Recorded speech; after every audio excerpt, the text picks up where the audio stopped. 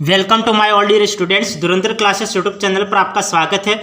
दोस्तों, हमारी चर्चा चल रही थी वॉल्यूम एंड सरफेस एरिया के बारे में। इससे रिलेटेड मैंने आपको कल की क्लास में कंबाइन रूप से क्वेश्चन करवाए थे। आज भी इससे रिलेटेड हम क्वेश्चन करेंगे और आज मैं आपके लिए प्रीवियस ईयर के क्वेश्चन भी लाया हूं, तो एंड तक क्लास में बने रहिए। मैं आज प्रीवियस ईयर के क्वेश्चन करवाऊंगा जो रीट लेवल 2 2021 में पूछे गए प्रश्न है, उन क्वेश्चन को मैं आज की क्लास में आपको करवाऊंगा। तो देखिए, हमें सवाल क्या दे रखा है आज की क्लास में। ये हमें सवाल दे रखा है कि 30 सेंटीमीटर व्यास के एक गोलार्ध पर एक शंकु रखा हुआ है तथा शंकु के पेदे का व्यास गोलार्ध के व्यास के बराबर है तथा शंकु की ऊंचाई गोलार्ध की त्रिज्या की 4 गुनी है। इस प्रकार से निर्मित पिंड का आयतन क्या होगा? हमें पिंड का आयतन ज्ञात करना है। तो पिंड किस किस आकृति से मिलकर पिंड बन रहा है? तो एक तो अर्धगोले से मिलकर एक पिंड बन रहा है और एक शंकु के अर्धगोले के ऊपर एक शंकु लगा हुआ है। तो अर्धगोले के ऊपर एक शंकु लगा हुआ है, तो इससे मिलकर एक पिंड बन रहा है। तो इस हमें पिंड का आयतन ज्ञात करना है। तो पिंड का टोटल आयतन ज्ञात करने के लिए हम क्या करेंगे?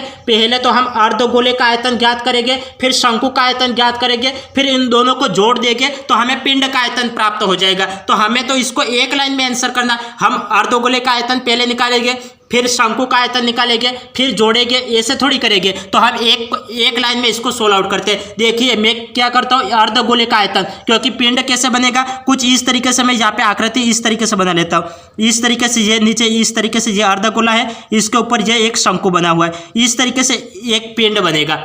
ये मैंने आकृति इस तरीके से बनाई। तो अर्धगोले का आयतन क्या होता है? तो अर्धगोले का आयतन होता है 2/3 पाई आर क्यूब होता है। अर्धगोले का आयतन क्या होता है? 2/3 पाई आर क्यूब होता है। और शंकु का आयतन क्या होता है? तो शंकु का आयतन क्या होता है? 1/3 पाई आर स्क्वायर एच होता है। मैंने जब क्लास को शुरू किया था तब मैंने सारे फॉर्मूले लिखवा रखे, तो आप सारे फॉर्मूलों को अपनी डायरी में नोट कर लें। यदि आपको फॉर्मूले याद नहीं है तो याद कर लेना, क्योंकि बिना फॉर्मूले के यहाँ पे सवाल नहीं हो पाएंगे। तो अर्धगोले का आयतन कितना होता है? 2/3 पाई आर क्यूब होता है। और शंकु का आयतन क्या होता है? 1/3 पाई आर स्क्वायर एच होता है। तो यहाँ पे पाई और 1/3 तो दोनों में कॉमन आ रहा है और आर स्क्वायर भी कॉमन आ रहा है। तो मैं क्या करूंगा, आर स्क्वायर कॉमन ले लूंगा और पाई/3 में कॉमन ले लूंगा। तो यहाँ पे पाई/3 में कॉमन ले लेता हूँ, या फिर थोड़ा बहुत डिटेल में बता दूं। चलो मैं लिख लेता हूं, क्योंकि हमें पिंड का आयतन ज्ञात करना है। तो पिंड का आयतन, क्योंकि कई स्टूडेंट्स को जल्दी से समझ में नहीं आएगा, इसलिए मैं एक स्टेप ज़्यादा बढ़ा के लिख लेता हूँ। चलो, यहाँ पे अर्धगोले का आयतन कितना होता है? 2/3 पाई आर क्यूब ये होता है। और यहाँ पे शंकु का आयतन कितना होता है? 1/3 pi are square H, 1/3 pi are square H. मैं क्या कर रहा था, मैं यहाँ से शुरू कर रहा था। यहाँ पे 1/3 1/3 कॉमन आ जाएगा, पाई भी कॉमन आ जाएगा, आर स्क्वायर भी कॉमन आ जाएगा। तो मैं यहाँ पे इसको कॉमन ले लेता हूँ। तो 1/3 यहाँ पे कॉमन आ जाएगा, तो पाई भी कॉमन आ जाएगा और एक और क्या कॉमन आ जाएगा? आर स्क्वायर भी कॉमन आ जाएगा। तो मैं आर स्क्वायर भी कॉमन ले लेता हूँ। तो यहाँ पे क्या बचेगा? यहाँ पे 2r बचेगा। तो यहाँ पे मैं 2r लिख लेता हूँ, प्लस यहाँ पे क्या बचेगा? पाई कॉमन आ गया, आर स्क्वायर कॉमन आ गया, पाई और यहाँ पे 1/3 भी कॉमन आ गया। तो यहाँ पे एच बचेगा। तो मैं यहाँ पे एच लिख लेता हूँ। अब यहाँ पे वैल्यू पुटअप करो। हमें पिंड का आयतन ज्ञात करना है, तो यहाँ पे वैल्यू पुटअप करो। मैं वैल्यू पुटअप करता हूँ। देखिए, यहाँ पे 1/3 का 1/3 आ गया। पाई का मान कितना होता है? 22/7 का 22/7। यहाँ पे त्रिज्या, हमें त्रिज्या कितनी दे रखी है? व्यास कितना दे रखा है? व्यास 30 सेमी। तो त्रिज्या क्या हो जाएगी? 30 की आधी त्रिज्या हो जाएगी। तो 30 की आधी त्रिज्या, तो इसका आधा करो। 30 का आधा कितना होता है? 15। तो 15 का स्क्वायर, तो यहाँ पे मैं 15 × 15 लिख लो। तो यहाँ पे मैं 15 × 15 ये मैं लिख सकता हूं। अब यहाँ पे देखिए 2 × r, त्रिज्या कितनी है? त्रिज्या 15। तो मैं डायरेक्ट लिख लेता हूं 15 × 2 = 30। और यहाँ पे ऊंचाई कितनी है? तो ऊंचाई हमें कितनी दी है? यहाँ पे व्यास तो हमें 30 सेमी दे रखा है, तो इसकी ऊंचाई कितने की हो जाएगी? ऊंचाई यहाँ पे ये दे रखा है कि ऊंचाई गोलार्ध की त्रिज्या की 4 गुनी है। तो यहाँ पे त्रिज्या 15 सेमी और ऊंचाई कितनी है? इसकी त्रिज्या की 4 गुनी। तो 15 चौक कितना होता है? 60। तो 15 चौक 60 होता है। तो मैं यहाँ पे लिख लेता हूँ 2 × r, तो 60 और यहाँ पे 15 × 2 = 30। 60 और 30 कितना हो गया? 90 हो गया। तो मैं डायरेक्ट 90 लिख लूँ। तो डायरेक्ट मैं यहाँ पे 90 लिख लेता हूँ। समझ में आ गया? यहाँ पे 2r, यहाँ पे 15 रखोगे, 15 × 2 = 30। और यहाँ पे ऊंचाई कितनी है? तो यहाँ पे त्रिज्या की 4 गुनी, त्रिज्या 15, 15 चौक 60। तो 60 और 30 कितना हो गया? 90 हो गया। तो यहाँ पे 90 लिख लिया। अब इसको सोल्व करोगे तो आपको आंसर प्राप्त हो जाएगा। अब इसको सोल्व करोगे तो आपको आंसर प्राप्त हो जाएगा। कैसे प्राप्त हो जाएगा? देखिए, मैं यहाँ पे 3 के पार्ट से इसको कैंसिल आउट कर लेता हूँ। यहाँ पे 3 के पार्ट से 3 × 5 = 15, 5 बार कैंसिल आउट हो जाएगा। 15 × 5 = 75। अब 75 का गुणा किस में करो? 75 का गुणा 90 में करो और फिर 90 का गुणा 22 से करो और फिर उसमें 7 का भाग दे दोगे तो आपको यहाँ पे फाइनल आंसर प्राप्त हो जाएगा। सवाल समझ में आ गया होगा। अब मैं यहाँ पे छोड़ दूँ, आप इससे आगे कर लोगे, क्योंकि इससे आगे करना ज़्यादा डिफिकल्ट नहीं है, केवल गुणा और भाग ही करना है। यदि आप गुणा करोगे, पहले 15 50 75, 75 का गुणा 90 से करो, फिर 90 का गुणा 22 से करोगे, फिर 7 का भाग दे दोगे तो आपको आंसर प्राप्त हो जाएगा। तो कैलकुलेशन अब आगे आप कर लेना, ठीक है, क्योंकि सब सवाल मैं करवाऊंगा। तो यदि आप कैलकुलेशन भी नहीं करोगे तो आप क्या करोगे, तो आपको यदि मैं यहाँ पे कितने भी सवाल करवा लूँ तो उससे कोई फर्क नहीं पड़ेगा, लेकिन फर्क कब पड़ेगा, जब आप ज़्यादा से ज़्यादा प्रैक्टिस करोगे तब आपको सवाल करने आएंगे। यदि मैं यहाँ पे पूरे के पूरे सवाल करवा दूँ तो भी इसका कोई मतलब ही नहीं रहेगा जब तक आप कुछ प्रैक्टिस नहीं करो। तो आपको ज़्यादा से ज़्यादा प्रैक्टिस करनी है। अब आगे भी देखिए,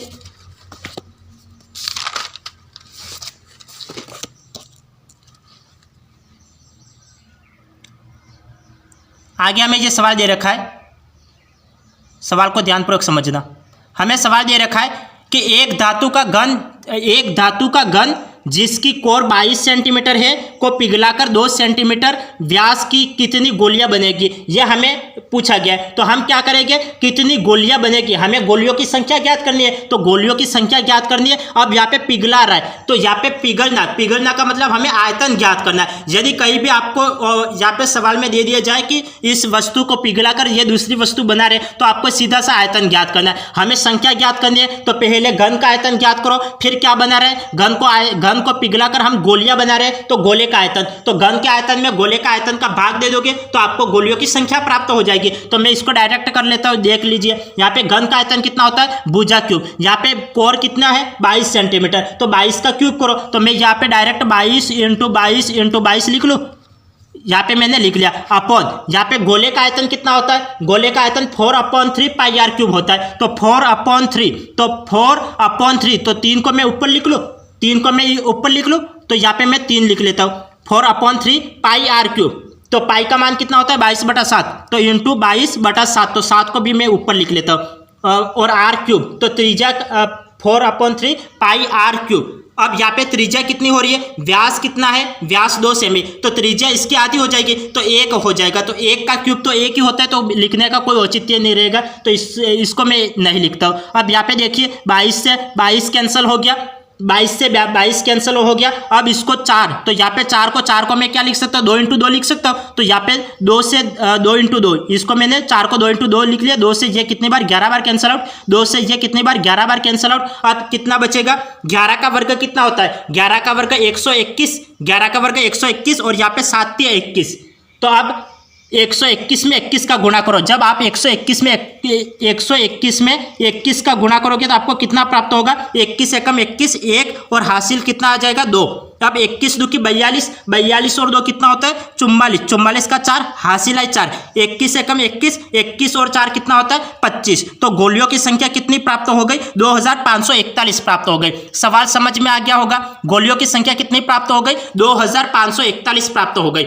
हमें क्या करना था, हमें घन को पिघलाकर गोलियां बनानी थी, तो हमें गोलियां बनानी है, तो हम क्या करेंगे, घन का आयतन ज्ञात करेंगे, फिर गोले का आयतन ज्ञात करेंगे। घन के आयतन में से गोले के आयतन का भाग दे देंगे तो हमें गोलियों की संख्या प्राप्त हो जाएगी। सवाल समझ में आ गया होगा। अब हम आगे बढ़ते, आगे देखिए। हमें सवाल दे रखा है कि एक शंकु, एक अर्धगोला तथा एक बेलन के आधार की त्रिज्या व ऊंचाई बराबर है, इनके आयतनों का अनुपात क्या होगा। हमें आयतनों का अनुपात ज्ञात करना है। तो आयतन का अनुपात ज्ञात करने के लिए हमें आयतन के फॉर्मूले याद होने चाहिए, क्योंकि बिना फॉर्मूले के सवाल थोड़ी हो पाएगा।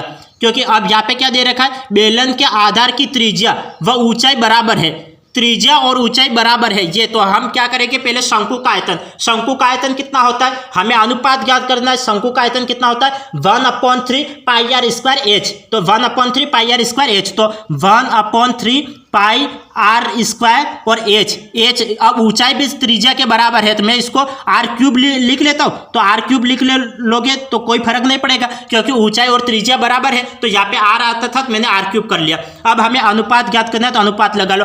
अर्धगोले का आयतन, अर्धगोले का आयतन कितना होता है, अर्धगोले का आयतन 2/3 πr³ होता है, तो 2/3 πr³, 2/3 πr³, यह अर्धगोले का आयतन। फिर बेलन का आयतन, तो बेलन का आयतन कितना होता है, 2/3 बेलन का आयतन पाई आर स्क्वायर एच, बेलन का आयतन कितना होता है पाई आर स्क्वायर एच होता है। तो पाई आर स्क्वायर और एच ऊंचाई भी त्रिज्या के बराबर है, तो मैं इसको भी क्यूब लिख लूंगा। अब यहाँ पे पाई आर क्यूब ये रहा, पाई आर क्यूब ये रहा और पाई आर क्यूब ये रहा, ये कैंसिल आउट हो गया। यहाँ पे कितना बचेगा 1/3 अनुपात, यहाँ पे 2/3, यहाँ पे कितना बचेगा 1 बचेगा। अब यहाँ पे ये भी आपको ऑप्शन में दे सकता है और दूसरा क्या दे सकता है, इसको और भी आगे सोल्व करके हम इसका आंसर एक और भी निकाल सकते हैं। जैसे मैं प्रत्येक में 3 का गुणा कर लूँ, यहाँ पे 3 का गुणा करोगे 3 से 3 कैंसिल आउट हो जाएगा, 1 बचेगा। यहाँ पे 3 का गुणा करोगे 3 से 3 कैंसिल आउट हो जाएगा, 2 बचेगा। यहाँ पे 3 का गुणा करोगे तो 3 आ जाएगा। तो इसका आंसर, इसका अनुपात क्या हो जाएगा 1:2:3 प्राप्त हो जाएगा। तो आपको ये ऑप्शन में दे रखा है तो ये भी ऑप्शन, ये भी राइट होगा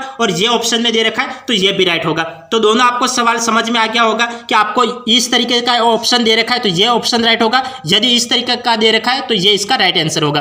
कैसे क्या है सवाल समझ में आ गया होगा। कुछ नहीं करना है, केवल फॉर्मूले लगाने, फॉर्मूले में वैल्यू पुटअप करनी है, फॉर्मूले में वैल्यू पुटअप करके आपको प्लस माइनस और गुणा भाग करना है, बाकी कुछ नहीं करना है, सवाल हो जाएगा। हमें आयतन का फॉर्मूला याद होना चाहिए। यहाँ पे आयतन दे रखा है तो पहले शंकु का आयतन, फिर गोले का आयतन, अर्धगोले का आयतन और फिर बेलन का आयतन, इसको अनुपात में लिखो, सोल्व आउट करो और ये आंसर प्राप्त हो गया। इस तरीके से आपको 2 स्टेप में इसका आंसर निकालना है। अब आगे देखिए,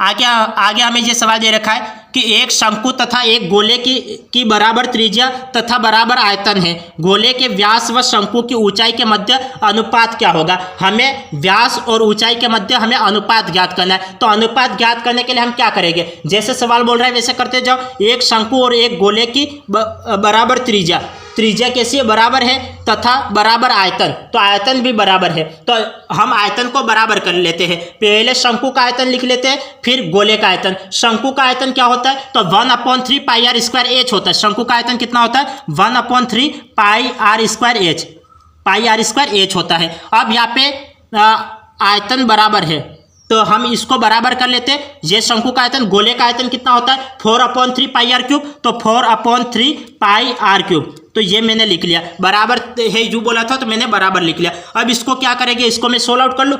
तो इसको मैं सोल्व आउट करूँगा मैं डायरेक्ट कैंसिल आउट कर सकता, तो मैं डायरेक्ट कैंसिल आउट कर लूँगा। 3 से 3 कैंसिल आउट हो गए, पाई से पाई कैंसिल आउट हो गया, ये आर स्क्वायर से ये कैंसिल आउट हो गया, तो यहाँ पे एक आर बचेगा।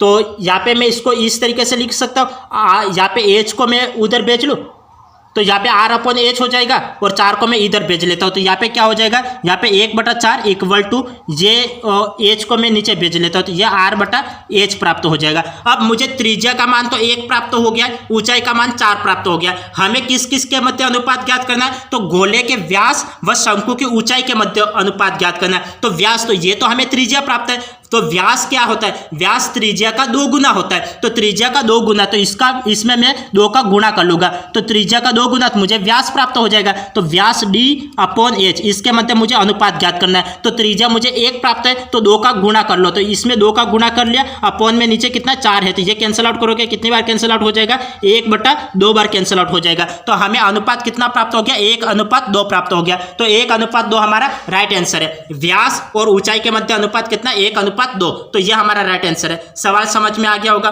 बिल्कुल शॉर्ट तरीका है और आपको ठीक एग्जाम में यही तरीका अपनाना है। पहले आप आयतन लिखो, ये आयतन क्या, जैसे सवाल बोल रहा है वैसे करते जाओ। आयतन बराबर है ये बोला है तो मैंने आयतन को बराबर कर लिया, इसको सोल्व आउट किया तो मुझे ये प्राप्त हो गया, ये प्राप्त हो गया। तो ये तो हमें त्रिज्या प्राप्त है और ये ऊंचाई है, तो हमें यहाँ पे व्यास ज्ञात करना है। तो व्यास के लिए हमें ये पता है कि जो व्यास होता है वो त्रिज्या का 2 गुना होता है, तो इसका 2 गुना कर लो। जब मैंने इसका 2 गुना किया तो मुझे कितना प्राप्त हो गया, 1:2 प्राप्त हो गया। तो ये हमारा राइट आंसर है। सवाल समझ में आ गया होगा, सवाल समझ में आ गया होगा। अब आगे देखिए,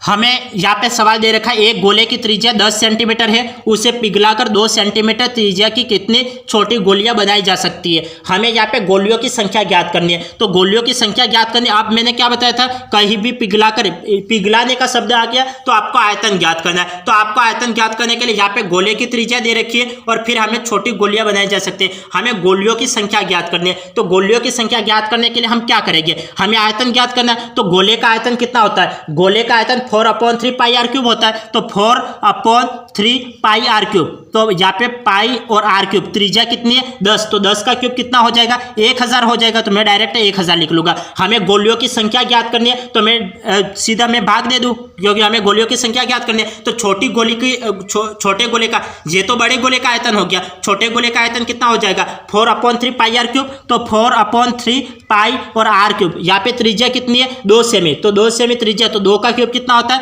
8 होता है, 2 का क्यूब कितना होता है तो 8, तो यहाँ पे 4/3 से 4/3 कैंसिल, पाई से पाई कैंसिल, यहाँ पे 8 से इसको कैंसिल आउट करो कितनी बार जाएगा 8 एकम 8, 2 बचेगा, तो यहाँ पे 8 2 की 16, 2 बार जाएगा 4 बचेगा, तो 8 5 40, तो यहाँ पे 125 गोलियां बनेगी। कितनी गोलियां बनेगी 125, तो 125 इसका राइट आंसर है, 125 इसका राइट आंसर है। सवाल समझ में आ गया होगा। अब हम आगे बढ़ते, आगे देखिए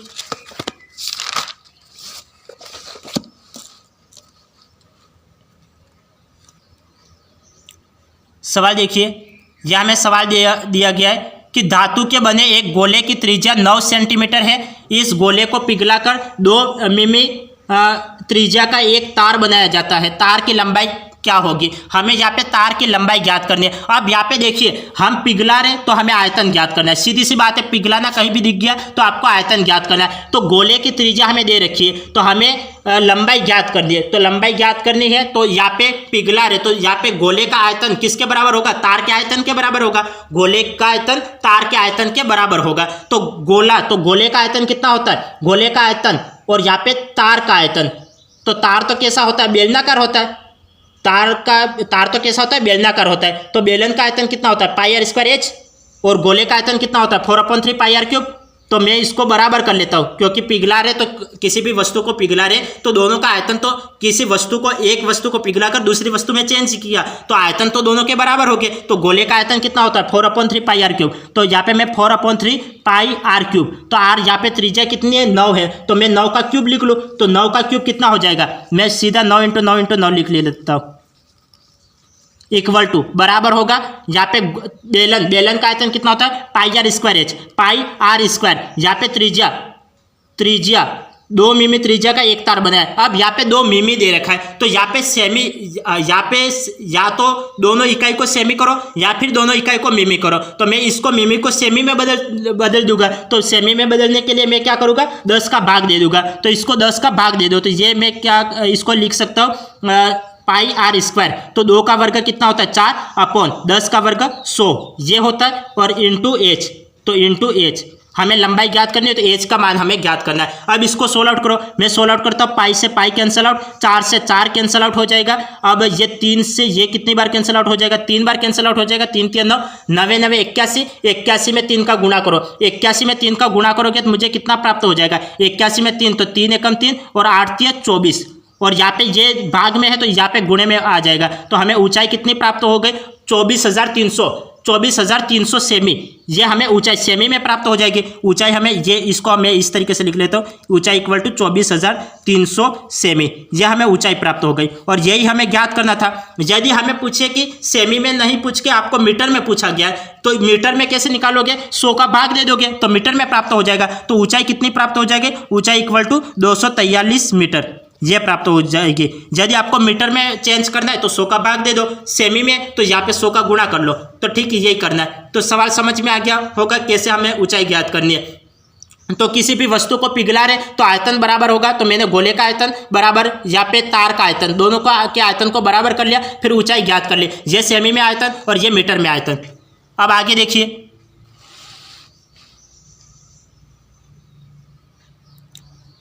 हमें सवाल दिया गया है, सवाल को समझना। हमें यह दिया गया कि धातु से बने 18 सेमी ऊंचे तथा 6 सेमी त्रिज्या वाले बेलन को पिघलाकर 1.5 सेमी त्रिज्या की कितनी गोलियां बनाई जा सकती है, यह हमें पूछा गया। अब यहाँ पे भी हमें क्या ज्ञात करना है? गोलियों की संख्या ज्ञात करनी है। तो गोलियों की संख्या ज्ञात करने के लिए हम क्या करेंगे? यहाँ पे पिघलाकर, तो पिघलाना मतलब हमें आयतन ज्ञात करना है। तो आयतन ज्ञात करने के लिए हम क्या करेंगे?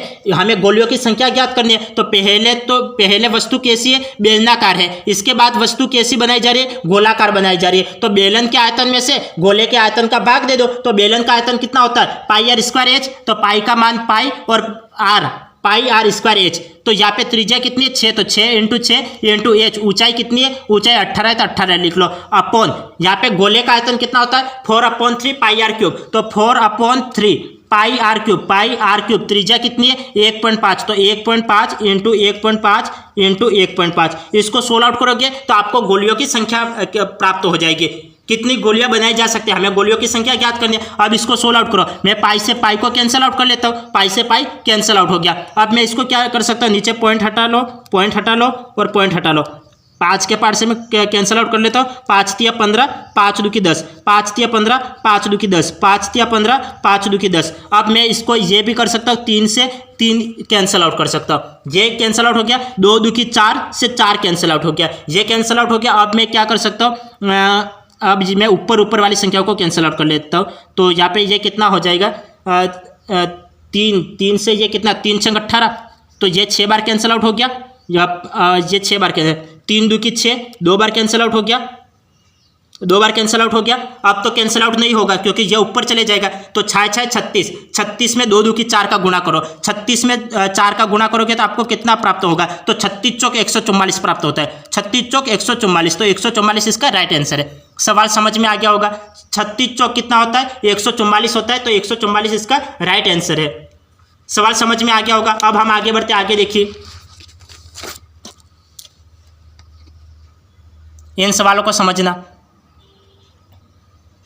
यह हमें सवाल दिया गया है कि एक गोले के आयतन को उसके पृष्ठीय क्षेत्रफल से विभाजित किए जाने पर उत्तर 27 सेमी प्राप्त होता है। गोले की त्रिज्या ज्ञात कीजिए। हमें यहाँ पे गोले की त्रिज्या ज्ञात करनी है, तो गोले की त्रिज्या ज्ञात करने के लिए हम क्या करेंगे, देखिए सवाल को ध्यानपूर्वक समझना। हमें गोले की त्रिज्या ज्ञात करनी है, एक गोले के आयतन को उसके पृष्ठीय क्षेत्रफल से विभाजित करने पर, हमें पृष्ठीय क्षेत्रफल से विभाजित करना है। तो विभाजित मतलब हमें भाग करना है, पृष्ठीय क्षेत्रफल से विभाजित करने पर हमें उत्तर क्या प्राप्त होता है, 27 सेमी प्राप्त होता है। तो गोले की त्रिज्या, गोले का आयतन कितना होता है, गोले का आयतन 4/3 पाई आर क्यूब होता है। तो 4/3 पाई आर क्यूब, जैसे सवाल बोल रहा है वैसे करते जाएंगे। विभाजित करना है पृष्ठीय क्षेत्रफल को, तो गोले का पृष्ठीय क्षेत्रफल कितना होता है, 4 पाई आर स्क्वायर।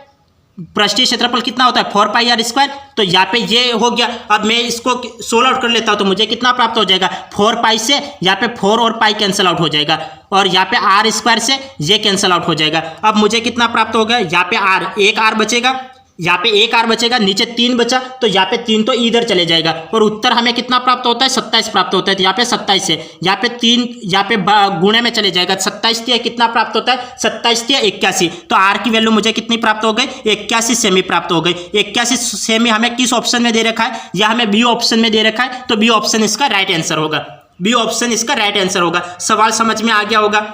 हमें क्या दे रखा था, हमें गोले का आयतन उसके पृष्ठीय क्षेत्रफल से विभाजित किए जाने पर उत्तर 27 प्राप्त होता है। तो यहाँ पे गोले का आयतन 4/3 पाई आर क्यूब, और पृष्ठीय क्षेत्रफल से विभाजित करो, तो गोले का पृष्ठीय क्षेत्रफल 4 पाई आर स्क्वायर, विभाजित किया तो उत्तर हमें कितना प्राप्त हुआ, 27 सेमी। अब इसको आप सोल्व आउट करोगे तो हमें त्रिज्या कितनी प्राप्त हो जाएगी, 81 सेमी की प्राप्त हो जाएगी। तो कौन सा ऑप्शन राइट है, बी ऑप्शन इसका राइट आंसर है, बी ऑप्शन इसका राइट आंसर है। अब आगे बढ़िए, आगे हमें दे रखा है एक आयत का क्षेत्रफल एक वर्ग के क्षेत्रफल का 9/20 गुना है। यदि आयत की लंबाई और चौड़ाई 5:4 के अनुपात में हो तो आयत और वर्ग के परिमाप का अनुपात होगा।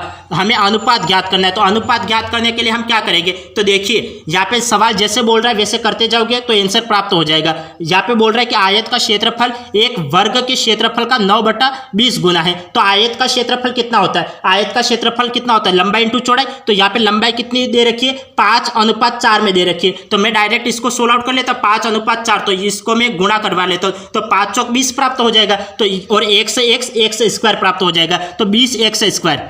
यहाँ पे ये कितना प्राप्त हो जाएगा, 20x स्क्वायर। ये किसके बराबर है, एक वर्ग के क्षेत्रफल का 9/20 गुना है। तो वर्ग का क्षेत्रफल कितना होता है, भुजा स्क्वायर होता है। वर्ग का क्षेत्रफल कितना होता है, भुजा स्क्वायर होता है। तो मैं इसको इस तरीके से लिख लेता हूं, वर्ग का क्षेत्रफल कितना होता है, भुजा स्क्वायर। इसका कितना गुना है, इसका कितना गुना है, 9/20 गुना है। तो यहाँ पे मैं इसको इस तरीके से लिख सकता हूँ, बराबर भुजा स्क्वायर, वर्ग का क्षेत्रफल भुजा स्क्वायर का कितना है, 9/20 गुना है।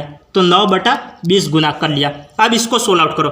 जैसे सवाल बोल रहा है वैसे मैंने जमा दिया। पहले बोल रहा था आयत का क्षेत्रफल, तो यहाँ पे आयत की लंबाई और चौड़ाई हमें दे रखी है 5:4, 5:4 में दे रखी है, तो हम 5x और 4x लिखते, तो मैंने इसको गुणा करवा लिया। 5x और 4x का गुणा करोगे तो 20x² प्राप्त हो गया। ये एक वर्ग के क्षेत्रफल का 9/20 गुना है, तो वर्ग का क्षेत्रफल कितना होता है, भुजा स्क्वायर का मतलब इंटू 9/20 गुना 9/20 लिख लिया। अब इसको सोल्व आउट करो, यहाँ पे गुणा करवा लो, तो ये कितना प्राप्त हो जाएगा, 400x²।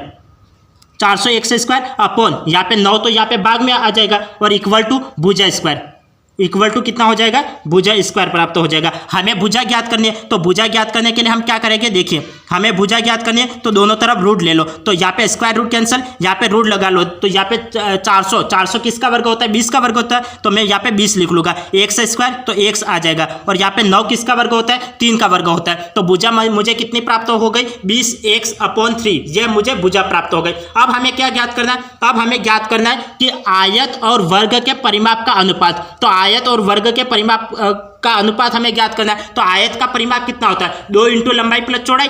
हमें परिमाप ज्ञात करना है, तो यहाँ पे देखिए आयत का परिमाप कितना होता है, 2 × लंबाई प्लस चौड़ाई, तो 2 × लंबाई प्लस चौड़ाई, तो मैं 2 × लंबाई प्लस चौड़ाई, लंबाई कितनी दे रखी है, 5, चौड़ाई 4 दे रखी है, तो 5 और 4 कितना हो जाएगा, 5 और 4 कितना हो जाएगा, 5 और 4 9, और यहाँ पे 5 और 4 कितना हो जाएगा, 9, तो यहाँ पे मैं इसको क्या लिख सकता हूँ, 9x, 2 × लंबाई प्लस चौड़ाई अपॉन यहाँ पे वर्ग का परिमाप कितना होता है, 4 × भुजा, तो 4 × भुजा, तो 4 × भुजा, तो 4 × भुजा कितनी है, 20x/3 है, ये है। अब इसको सोल्व आउट करो, इसको सोल्व आउट करोगे तो आपको आंसर प्राप्त हो जाएगा। मैं इसको सोल्व आउट करता हूँ, देखिए यहाँ पे इसको मैं क्या लिख सकता हूँ, इसको मैं ये लिख सकता हूँ, क्योंकि ये 3 भी ऊपर चले जाएगा, तो मैं इसको इस तरह के 9 × 18, तो ये 18 हो जाएगा, ये कितना हो जाएगा, 18, और 4 × 8, तो ये तो 80 हो जाएगा, तो यहाँ पे 9 × 18, तो यहाँ पे 18x इंटू यहाँ पे 3 को मैं ऊपर भेज लेता हूँ, और 4 ×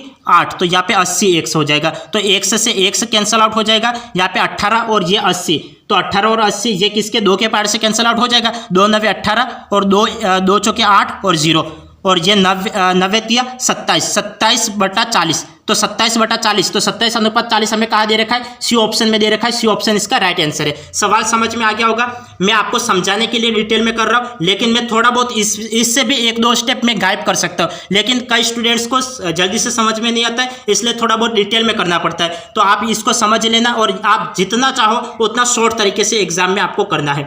सवाल क्या बोल रहा था, सवाल बोल रहा था आयत का क्षेत्रफल वर्ग के क्षेत्रफल का इतना गुना है, तो ये मैंने इस तरीके से जमा लिया, इसको सोल्व आउट किया तो मुझे भुजा प्राप्त हो गई। अब हमें परिमाप ज्ञात करना है, तो आयत का परिमाप वर्ग के परिमाप का हमें अनुपात ज्ञात करना है, तो आयत का परिमाप अपॉन वर्ग का परिमाप, तो आयत का परिमाप 2 × लंबाई प्लस चौड़ाई, तो 2 × लंबाई प्लस चौड़ाई, तो इससे मुझे ये प्राप्त हो गया। वर्ग का परिमाप 4 × भुजा, तो 4 × भुजा से मैंने इसको सोल्व आउट किया, तो 9 × 27/40 प्राप्त हो गया। तो ये कौन सा ऑप्शन राइट है, सी ऑप्शन इसका राइट आंसर है। अब आगे देखिए,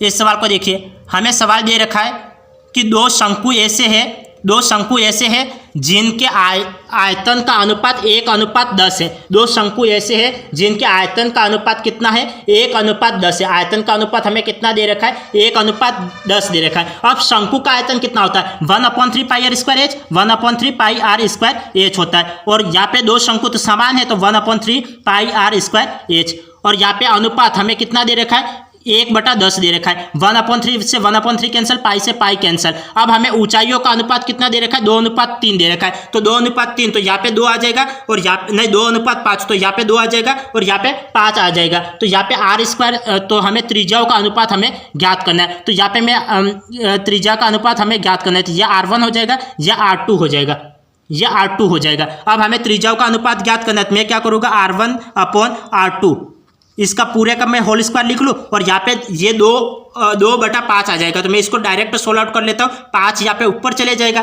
तो 5 ऊपर चले जाएगा, तो यहाँ पे नीचे 5 आ जाएगा, और नीचे, और यहाँ पे 2, तो 2 नीचे आ जाएगा, तो ये कितना हो जाएगा, ये 2, तो ये 20 हो जाएगा, ये कितना हो जाएगा 20, या फिर मैं 2 × 10 ये इस तरीके से लिख लेता हूँ। 5 के पार्ट से मैं कैंसिल आउट करूँ, 5 दूनी 10, 2 बार कैंसिल आउट हो जाएगा, 1/4 हो गया। अब दोनों तरफ रूट लो, तो यहाँ पे स्क्वायर रूट ये कैंसिल आउट हो जाएगा, यहाँ पे स्क्वायर रूट आ जाएगा, तो मुझे कितना प्राप्त हो जाएगा 1/4 किसका वर्ग होता है 2 का, तो 2 प्राप्त हो जाएगा। तो यहाँ पे स्क्वायर रूट ये भी कैंसिल आउट हो जाएगा, तो R1/R2 कितना प्राप्त हो गया 1/2 प्राप्त हो गया। तो 1/2 ये हमें कहाँ दे रखा है, ये हमें डी ऑप्शन में दे रखा है, तो डी ऑप्शन इसका राइट आंसर है। डी ऑप्शन इसका राइट आंसर है। मुझे ये लिखने की भी आवश्यकता नहीं है, यदि आप यहाँ पे समझो तो यहाँ पे भी समझ सकते हो। यहाँ पे स्क्वायर रूट कैंसिल आउट हो जाएगा, R1/R2 का मान कितना प्राप्त हो गया 1/2 प्राप्त हो गया। तो 1/2 हमें डी ऑप्शन में दे रखा था, तो डी ऑप्शन इसका राइट आंसर है। डी ऑप्शन इसका राइट आंसर है। अब हम आगे बढ़ते हैं, आगे देखिए इस सवाल को देखना ध्यानपूर्वक। ये RAS प्री के एग्जाम में 2021 में पूछा गया प्रश्न है। 2021 RAS प्री के एग्जाम में ये पूछा गया प्रश्न है। एक आयताकार कमरा 12 मीटर लंबा, 6 मीटर चौड़ा तथा 4 मीटर ऊंचा है। इसमें 2 दरवाजे प्रत्येक 2 मीटर × 1 मीटर के एवं 2 खिड़कियां प्रत्येक 1.5 मीटर × 1 मीटर की है। ये क्या, ये लंबाई इंटू चौड़ाई दे रखी है। ये भी क्या दे रखी है, लंबाई इंटू चौड़ाई दे रखी है। यदि दीवारों पर रंग करवाने की दर 15 रुपये प्रति वर्ग मीटर है, तो दीवारों का रंग करवाने का कुल व्यय क्या होगा। हमें कुल व्यय ज्ञात करना है। तो कुल व्यय ज्ञात करने के लिए हम क्या करेंगे, ये RS के एग्जाम में पूछा गया प्रश्न है, तो ये रीट में भी पूछा जा सकता है, कोई बड़ी बात तो है नहीं। अब हम क्या करेंगे, पहले तो हम क्या ज्ञात करेंगे कि चारों दीवारों का क्षेत्रफल ज्ञात करेंगे। आयताकार कमरा है तो हम कमरे के दीवारों पे पेंट करवाएंगे, हमें रंग करवाना है तो कमरे की दीवारों पर हम कलर करवाएंगे। तो चारों दीवारों का हम क्षेत्रफल ज्ञात करेंगे। चारों दीवारों का क्षेत्रफल में से दरवाजे और खिड़कियों के क्षेत्रफल को हम माइनस कर लेंगे। समझ में आ गया। पहले चारों दीवारों का क्षेत्रफल ज्ञात करो, फिर उसमें से जो खिड़कियां हैं और जो दरवाजे हैं उसको माइनस कर लो, तो आपको एक लाइन में आंसर प्राप्त हो जाएगा। तो पहले मैं चारों दीवारों का क्षेत्रफल ज्ञात करता हूं। तो चारों दीवारों का क्षेत्रफल कितना होता है, मैंने चारों दीवारों का क्षेत्रफल ज्ञात करने का फॉर्मूला लिखवा रखा था, 2 × लंबाई प्लस चौड़ाई इंटू ऊंचाई। तो 2 × लंबाई प्लस चौड़ाई इंटू ऊंचाई, तो यहाँ पे 2 × लंबाई प्लस चौड़ाई इंटू ऊंचाई। तो यहाँ पे लंबाई प्लस चौड़ाई, ये तो लंबाई दे रखी है, ये चौड़ाई दे रखी है और ये ऊंचाई दे रखी है। तो मैं इसको इस तरीके से, तो चारों दीवारों का क्षेत्रफल कितना होता है 2 × लंबाई प्लस चौड़ाई। तो यहाँ पे 6 और 12 कितना हो गया 18 हो गया। 18 और यहाँ पे 2 का गुणा करोगे तो ऊंचाई में 2 का गुणा 4 2 की 8, तो 18 और 8, तो 18 और 8, 18 कितना होता है 144। 18 × 144, तो मुझे चारों दीवारों का क्षेत्रफल कितना प्राप्त हो गया 144 प्राप्त हो गया। 2 × लंबाई प्लस चौड़ाई से आप 16 आउट करोगे, लंबाई और चौड़ाई को जोड़ो तो यहाँ पे 12 और 6 कितना हो गया 18। 18 और 2 × 4, तो 2 × 4 4 2 की 8, 18 में 8 का गुणा करोगे तो 144 प्राप्त हो गया। अब इसमें से क्या दीवारों को माइनस करो, नहीं दरवाजे को माइनस करो। पहले मैं दरवाजे को माइनस करता हूँ। कितने दरवाजे, 2 दरवाजे, और दरवाजे का क्षेत्रफल कितना है लंबाई इंटू चौड़ाई। लंबाई इंटू चौड़ाई, 2 में 1 का गुणा करोगे 2 प्राप्त होगा, 2 2 की 4, तो हमें कितना प्राप्त हो गया यहाँ पे 4 प्राप्त हो गया। तो दरवाजे को माइनस कर लिया। अब यहाँ पे खिड़कियों को माइनस करो। खिड़कियां कितनी है 2 है, और खिड़कियों का क्षेत्रफल लंबाई इंटू चौड़ाई, तो लंबाई कितनी दे रखी है हमें 1.5। 1.5 में 1 का गुणा करोगे 1.5 प्राप्त होगा। 1.5 में 2 का गुणा करो तो 15 2 की 30 और एक संख्या के बाद पॉइंट, तो यहाँ पे कितना आ जाएगा 3 आ जाएगा। अब इसको सोल्व आउट करो तो आपको आंसर प्राप्त हो जाएगा, एक लाइन में आंसर। यहाँ पे तो ये क्षेत्रफल, ये तो क्या रंग करने का क्षेत्रफल प्राप्त होगा, फिर आप इसको सोल्व आउट करोगे तब आपको आंसर प्राप्त होगा। अब मैं सोल्व आउट करता हूँ, देखिए अब 144 में 4 और 3 7, 144 में 7 माइनस करो। 144 में 7 माइनस करोगे तो कितना प्राप्त हो जाएगा 144 - 7, तो 137 प्राप्त हो जाएगा। कितना प्राप्त हो जाएगा 137 प्राप्त हो जाएगा। अब यहाँ पे 137, तो ये हमें क्या प्राप्त हो गया, ये तो हमें क्षेत्रफल प्राप्त हो गया वर्ग मीटर। तो 137 वर्ग मीटर, इस पे हमें कलर करना है। अब 1 वर्ग मीटर का कितना रुपया लग रहा है 15 रुपया लग रहा है। तो 137 वर्ग मीटर का कितना रुपया लगेगा, तो 15 का गुणा करवा लो। इसमें आप 15 का गुणा करवा लोगे तो आपको आंसर प्राप्त हो जाएगा। इसमें आप 15 का गुणा करवा लोगे तो आपको आंसर प्राप्त हो जाएगा। देखिए मैं 15 का गुणा करवा लेता हूँ। 15 7 कितना होता है 105, तो 105 10 हासिल आ गए। 15 3 45, 45 और 10, 45 और 10 कितना हो गया 55 हो गया। 55 का 5 और हासिल कितने आ गए 5। 15 एकम 15, 15 और 5 कितना होता है 20 होता है। तो 20 55 2055, तो 2055 हमें कहाँ दे रखा है डी ऑप्शन में दे रखा है, तो डी ऑप्शन इसका राइट आंसर है। सवाल समझ में आ गया होगा। हमें सवाल कितना बड़ा दे रखा था, हमें सवाल यहाँ पे 5 लाइनों का हमें सवाल दे रखा है। यहाँ पे सवाल कितने 5 लाइनों का दे रखा है, हमें आंसर कितनी लाइनों में कर लिया, 2 लाइनों में इसका आंसर निकाल लिया। और आपको एग्जाम में यही तरीका अपनाना है, आप पूरा डिटेल में लिखोगे, पहले चारों दीवारों का क्षेत्रफल, फिर क्षेत्रफल ज्ञात करोगे, फिर दरवाजे का क्षेत्रफल ज्ञात करोगे, फिर खिड़कियों का क्षेत्रफल माइनस करोगे, फिर क्या करोगे, इसको लिख के इस तरीके से जमाओगे तो उसमें समय बर्बाद होगा। हमें समय बर्बाद नहीं करना है, सही उपयोग करना है, तो आपको 2 लाइनों में आंसर निकाल लेना है। ये आरएस में पूछा गया प्रश्न था। अब आगे देखिए,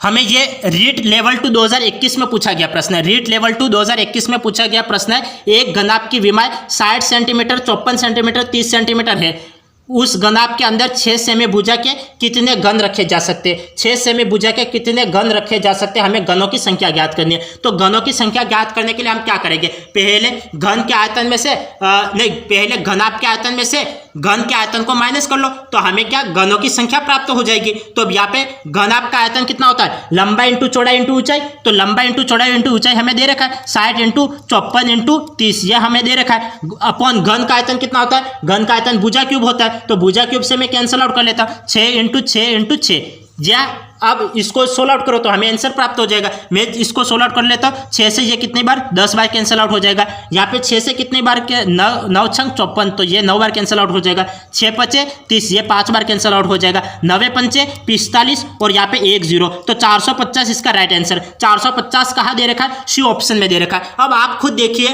कि जो आपको आरएस के एग्जाम में, पटवारी के एग्जाम में, रीट के एग्जाम में, मैं शुरू से आपको प्रीवियस ईयर के क्वेश्चन करवाते आ रहा हूँ। तो आप एग्जाम में सवाल डिफिकल्ट आते या फिर इजी आते, तो सवाल तो इजी आते, लेकिन करने के तरीके के ऊपर डिपेंड करता है कि आपका तरीका कैसा है। यदि आपका तरीका आसान है तो सवाल आसान लगेंगे, तरीका डिफिकल्ट है तो आपको सवाल डिफिकल्ट लगेंगे।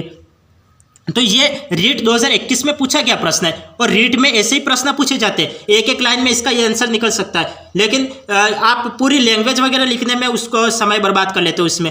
और अभी मैंने कुछ समय पहले मैंने आरएस का एग्जाम में आए हुए सवाल को करवाया, वो भी केवल 1-2 लाइनों में इसका आंसर निकल रहा था। अब आगे देखिए, आगे हमें ये सवाल दे रखा है, सवाल को ध्यानपूर्वक समझना। हमें सवाल दे रखा है कि 20 मीटर लंबी, 5 मीटर ऊंची और 50 सेमी मोटी दीवार जिसमें 2 दरवाजे 2 मीटर और 1.5 मीटर माप के हैं, बनाने में 25 सेमी, 16 सेमी और 10 सेमी माप के कितनी ईंटों की आवश्यकता है। हमें यहाँ पे ईंटों की संख्या ज्ञात करनी है। तो ईंटों की संख्या ज्ञात करने के लिए हम क्या करेंगे, हमें यहाँ पे ईंटों की संख्या ज्ञात करनी है। यह भी रीट लेवल 2 2021 में पूछा गया प्रश्न है। तो रीट लेवल 2 2021 में पूछा गया। अब ईंटें कैसी होती है, तो ईंटों की आकृति तो कैसी, घनाभ के आकार की होती है, घनाभ के आकार की होती है। अब दीवार है तो दीवार भी एक घनाभ के आकार की होती है। अब यहाँ पे हम क्या करेंगे, पहले कुछ समय पहले मैंने एक क्वेश्चन करवाया था, ठीक इसी तरीके से ये क्वेश्चन करना है। पहले तो आपको दीवार का आयतन ज्ञात करना है। पहले हमें जहाँ पे इसका आयतन, इसको हम क्या करेंगे, ये 20 मीटर, 5 मीटर और 50 सेमी मोटी दीवार जिसमें 2 दरवाजे इस माप के हैं, तो हम क्या करेंगे, इसका पहले हम इसको मीटर को तो सेमी में बदलो या फिर सेमी को मीटर में, इकाई को सेम करो, फिर इसमें से आप दरवाजे को माइनस करोगे और फिर इसमें आप जो ईंटों की संख्या दे रखी है उसका भाग दे दोगे, तो आपको आंसर प्राप्त हो जाएगा। तो मैं क्या करता हूँ, देखिए मीटर को मैं सेमी में बदलता हूँ। तो मीटर को सेमी में बदलने के लिए हम क्या करेंगे, मीटर को हम सेमी में बदलेंगे। तो मीटर को सेमी में बदलने के लिए हम क्या करेंगे, 100 का गुणा कर लेंगे। तो मैं यहाँ पे 100 का गुणा कर लेता हूँ, मुझे कितना प्राप्त हो जाएगा, 2000 प्राप्त हो जाएगा। और यहाँ पे देखिए, इसको मीटर में सेमी में बदलने के लिए 100 का गुणा कर लो, यहाँ पे सेमी है तो ये तो एज इट इज रहेगा। अब माइनस कर लो। अब यहाँ पे देखिए, ये कितना, दरवाजे को मैं माइनस कर लूँगा तो यहाँ पे मीटर को सेमी में, अब दरवाजे भी कितने हैं, 2 दरवाजे हैं, इसको मीटर को सेमी में बदलो तो यहाँ पे 2 का गुणा कर लूँगा। तो 2 का गुणा कर लूँगा, यहाँ पे 2 का तो 2 एज इट इज लिखूँगा, 2 मीटर को मैं सेमी में बदलूँगा तो इंटू 200 हो जाएगा। 100 का गुणा करवा लिया और इंटू यहाँ पे 1.5 मीटर को सेमी में बदलो। तो मीटर को सेमी में बदलने के लिए हम क्या करेंगे, 100 का गुणा, तो 100 का गुणा करूँगा, 1 0 से 1 0 कैंसिल, तो 150 हो जाएगा। और इंटू यहाँ पे मोटाई तो दोनों की सेम ही रहेगी, दीवार की मोटाई और दरवाजे की मोटाई तो सेम ही रहेगी, तो इंटू 50 आ जाएगा। और अपॉन में क्या आ जाएगा, ये आ जाएगा अपॉन में, ये 25 इंटू 16 इंटू 10, तो 25 इंटू 16 इंटू 10, अब यहाँ पे देखिए, यहाँ पे कॉमन क्या आ रहा है, कॉमन को मैं बाहर निकाल लेता हूँ। 2000 यहाँ पे भी है, मैं 10 का गुणा करके मैं इसको भी बाहर निकाल सकता हूँ, तो मैं 2000 को मैं बाहर निकाल लेता हूँ। 2000 को बाहर निकाला और यहाँ पे 50 यहाँ पे भी आ रहा है, 50 यहाँ पे भी आ रहा है, तो मैं 50 को भी बाहर निकाल लेता हूँ। तो मैं 50 को भी बाहर निकाल लेता हूँ। अब यहाँ पे क्या बचा, 2000 को बाहर निकाला, 50 को बाहर निकाला, यहाँ पे 500 बचेगा। अब यहाँ पे देखिए, यहाँ पे मैं 2000 को बाहर निकाला तो 1 0 तो बाहर निकल आ गया और यहाँ पे 50 भी बाहर आ गया। अब 15 दुखी कितना हो गया, 30 हो गया। तो 500 में 30 को माइनस करोगे तो आपको कितना प्राप्त हो जाएगा, 500 में 30 को माइनस करोगे तो आपको कितना प्राप्त हो जाएगा, 500 माइनस 30 तो 470। तो यहाँ पे कितना आ जाएगा, 470 और अपॉन में कितना आ जाएगा, 25 16 10, तो 25 16 और 10। अब इसको सोल्व आउट करो, मैं सोल्व आउट कर लेता हूँ। देखिए यहाँ पे ये कितनी बार जाएगा, 25 दुखी 50, ये 2 बार जाएगा, 25 दुखी 50, ये 2 बार जाएगा। 1 0 से 1 0 कैंसिल आउट हो जाएगा, 1 0 से 1 0 कैंसिल आउट हो जाएगा। अब मैं इसको कैंसिल आउट कर लेता हूँ। देखिए ये 25 से मैंने कैंसिल आउट कर लिया, 25 दुखी 50, राइट है। अब मैं इसको क्या करता हूँ, इसको मैं 2 के पार्ट से कैंसिल आउट कर लेता हूँ। इसको मैं 2 के पार्ट से नहीं 4 के, 4 5 20, ये मैं इसको क्या कर सकता हूँ, 16 के पार्ट से मैं डायरेक्ट कैंसिल आउट कर लूँ। ये 2 मिनट, 2 × 16 8 बार कैंसिल आउट, 8 से ये कैंसिल आउट हो जाएगा, 8 दुखी 16 और यहाँ पे कितना 4 बचेगा, 8 5 40, ये इस तरीके से कैंसिल आउट हो जाएगा। अब 25 का गुणा 470 से करना है, तो 25 का गुणा 470 से करो, आपको आंसर प्राप्त हो जाएगा 1 0। यहाँ पे 25 सतह कितना होता है, 25 सतह 175, 175 का 5 और हासिल कितनी आ जाएगी, 17, तो 17 हासिल, 25 चौक 100, 100 और 17 कितना हो जाएगा, 117। तो यहाँ पे ये कहाँ दिख रहा है आपको, 11, ये कितना कहाँ दिख रहा है, तो ये ए ऑप्शन में दिख रहा है, तो ए ऑप्शन इसका राइट आंसर है, ए ऑप्शन इसका राइट आंसर है। सवाल समझ में आ गया होगा। थोड़ा आपको कैलकुलेशन करने में थोड़ा ध्यान रखना है, सवाल जैसे बोल रहा है वैसे करते जाना है और कैलकुलेशन करने में आपको मिस्टेक नहीं करनी है। यदि कैलकुलेशन प्लस माइनस में भी कुछ भी गलती हो गई तो पूरा सवाल गलत हो जाएगा, तो आपको कैलकुलेशन करने में ध्यान रखना है। तो ये इसका ए ऑप्शन इसका राइट आंसर है। यह भी रीट लेवल 2 2021 में पूछा गया प्रश्न है। अब आगे देखते हैं।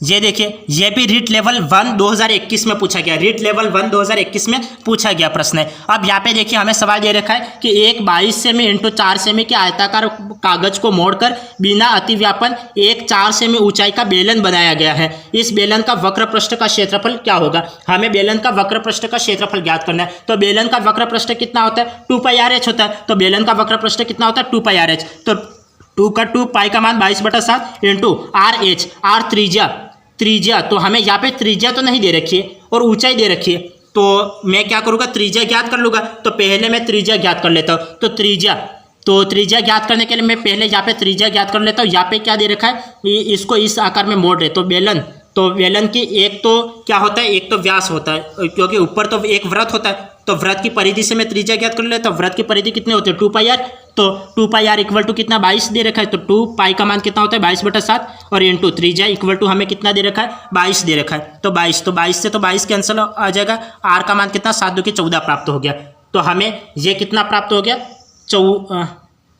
नहीं यहाँ पे 7 2 की 14 का, यहाँ पे ये तो भाग में ये गुणे में है, तो ये त्रिज्या हमें कितना प्राप्त हो जाएगी, 7 तो ऊपर चले जाएगा तो 7/2 प्राप्त हो जाएगा। त्रिज्या मुझे 7/2, तो यहाँ पे वक्र पृष्ठीय क्षेत्रफल 2πr(h), r का मान 7/2 इंटू ऊंचाई हमें कितनी दे रखी है, 4 सेमी दे रखी है। अब इसको आप सोल्व आउट करोगे तो आपको आंसर प्राप्त हो जाएगा। मैं सोल्व आउट कर लेता हूँ। 7 से 7 कैंसिल, 2 से ये 2 2 की 4 2 बार कैंसिल, 22 2 की 44 और 44 2 की 88, तो 88 वर्ग सेमी। हमें वक्र पृष्ठीय क्षेत्रफल ज्ञात करना है, तो 88 वर्ग सेमी। 88 वर्ग सेमी हमें कहाँ दे रखा है, बी ऑप्शन में दे रखा है, तो बी ऑप्शन इसका राइट आंसर है। सवाल समझ में आ गया होगा।